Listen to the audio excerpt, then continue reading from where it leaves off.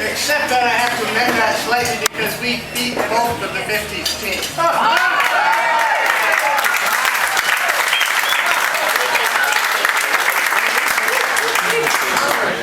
So this is really a wonderful moment for me. We had 4 goals out there. One was to beat the over 70 record. Second, we harbored secretly, didn't say it too much, was to beat the 60-plus record, which we did. Third was to make 19 miles an hour, which we barely did.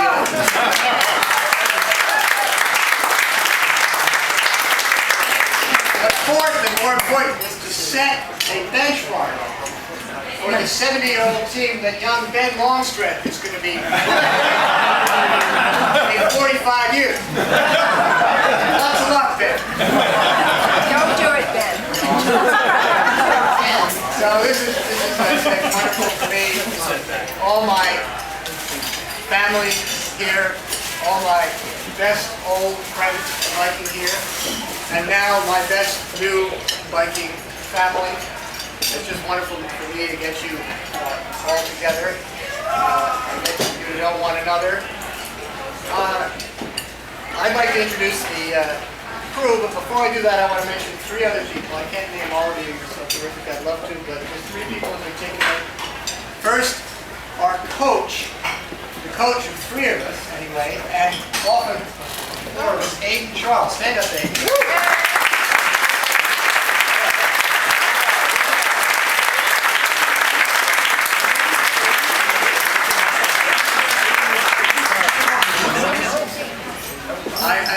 I know he looks young, but he is an authority figure.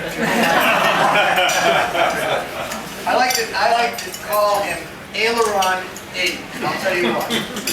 He gave us this long spiel about how we would actually go faster with our deep dish wheels in a crosswind because it would create a vacuum on the other side of the wheel.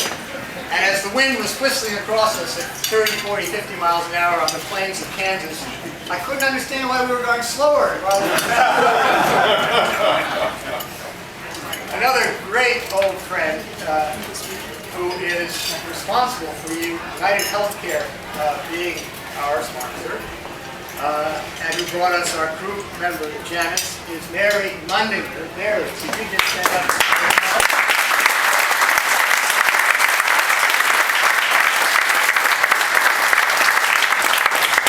Wonderful old friend, former dean of the Columbia Nursing School and a member of the board of United Healthcare, which brought us this wonderful sponsorship. And they really did a great job by us. Helped us set up a website, did that wonderful poster, and very, very supportive. Let's see. I also wanted to mention Chris Kay, who I think is somewhere here. Chris is the chief operating officer of the Trust Public Land.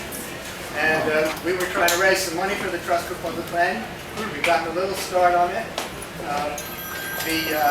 The office is not closed. And it does wonderful work for parks for people, and it's totally related with our message of healthy living for all people, particularly geriatrics.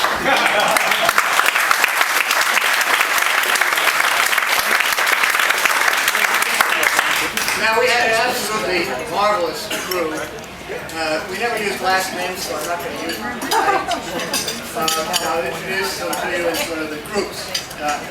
Now, the first group was the one that we riders spent most of our time with. They drove the racer car, 3 of them, 2 at a time, which took the racer off the course, took him up ahead of the course, and put him on the racer when he was on the course. And they leapfrog all the way across the country. And, you know, for a while we racers thought that we were actually in charge of what was going on out there. It didn't take us long to learn that. Chris, stand up.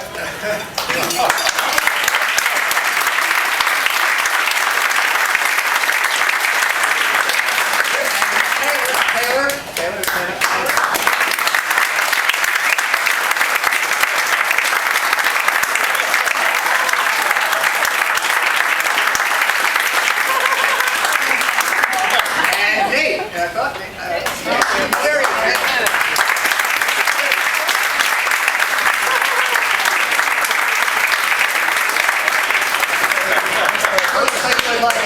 now, what's it look like for me the next time I'm out there? And they would try to be polite, but the basic answer was, shut up, we'll put you on the road when we think you're ready, and we'll leave you out there as long as we can.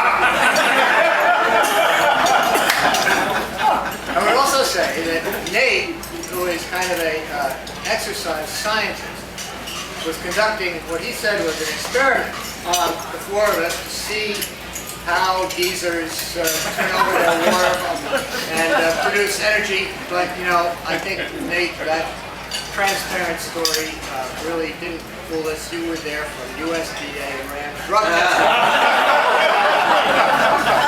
I have all the urine samples for you. Thank you, guys.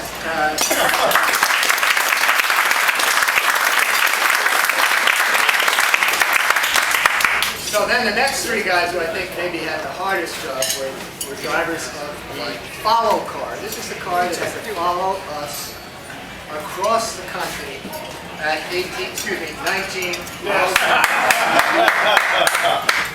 30 feet behind us the whole way. It was amazingly difficult. John, right here, John.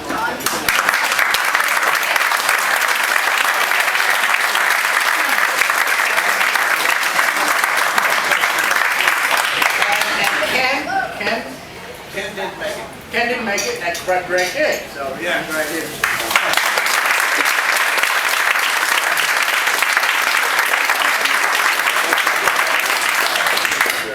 So, I mean, our lives are literally in their hands to protect us from other cars, and they also listed their hands, but if they nodded off 30 feet behind us, we wouldn't be here tonight. Thank you very much. All right.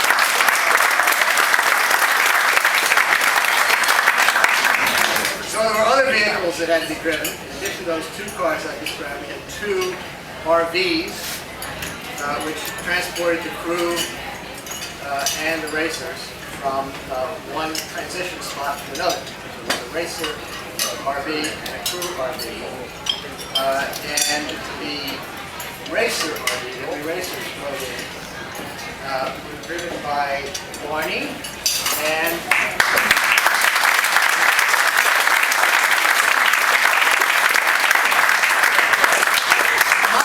Michael. Right here. Right there.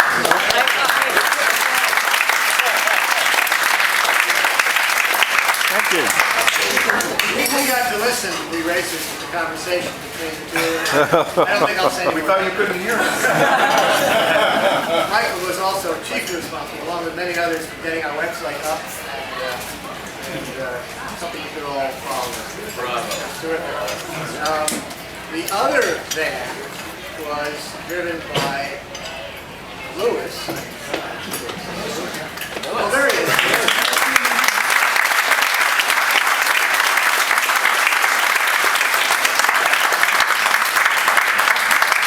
And Howard, too.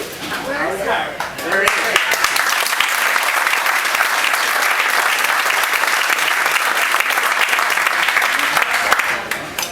There were quite a few comments about how the atmosphere and the odors inside the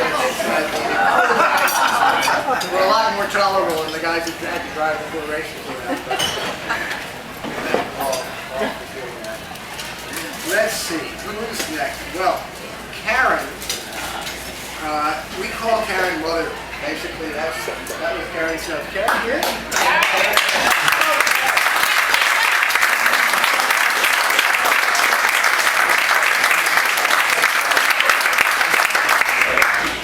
Karen takes care of us in a general kind of way, in a complete kind of way, and that's what we call her mom. She also took about 18,000 pictures of us that we're going to look forward to doing someday. Thank you, Karen.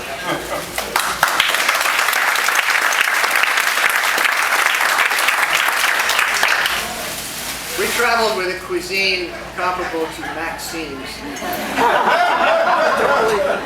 And that's thanks to Nanny, right here, who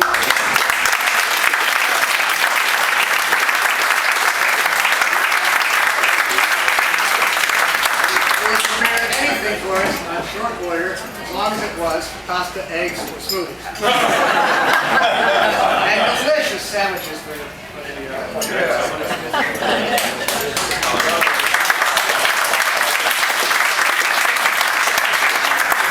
I think often in my case, the best part of every ride was thinking ahead to what lay at the end. The very first thing that lay at the end of every 8 or 9 hour session was to fall into the hands of Lydia Bruce.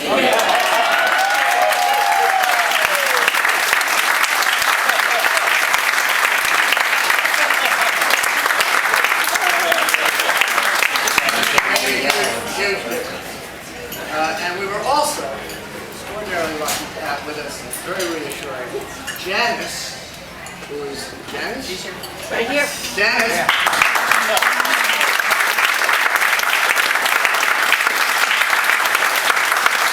Our nurse practitioner who happily was only called into professional service on one occasion, but who did a million other things for us and made us unbelievably comfortable throughout the trip. Was there another guy? Oh! If any of you is looking for a CEO who really knows how to run things, he's your man. Dave, please.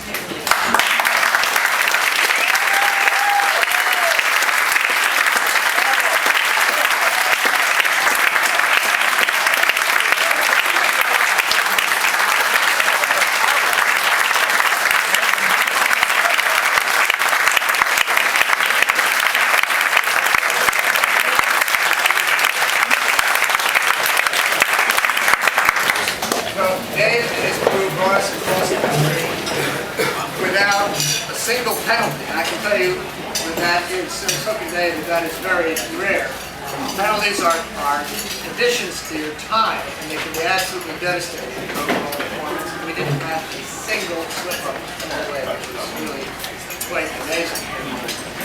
I think Dave would be a good CEO. He might also be a great naval admiral. I think that it was Lord Nelson, was it not, who said that the way to manage your crew is to keep them sullen but not mutinous?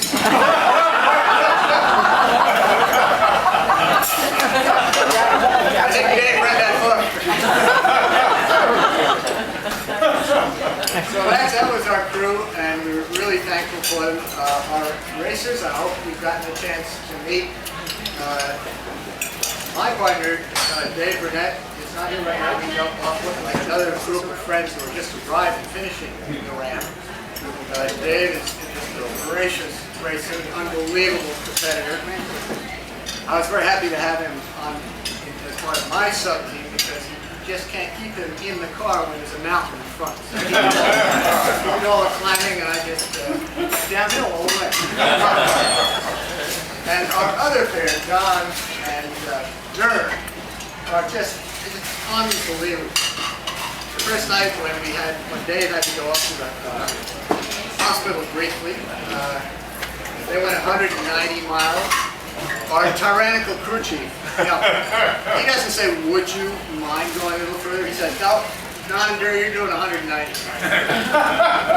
Well, they went, and then they did it again a couple of days later, and it was just extraordinary.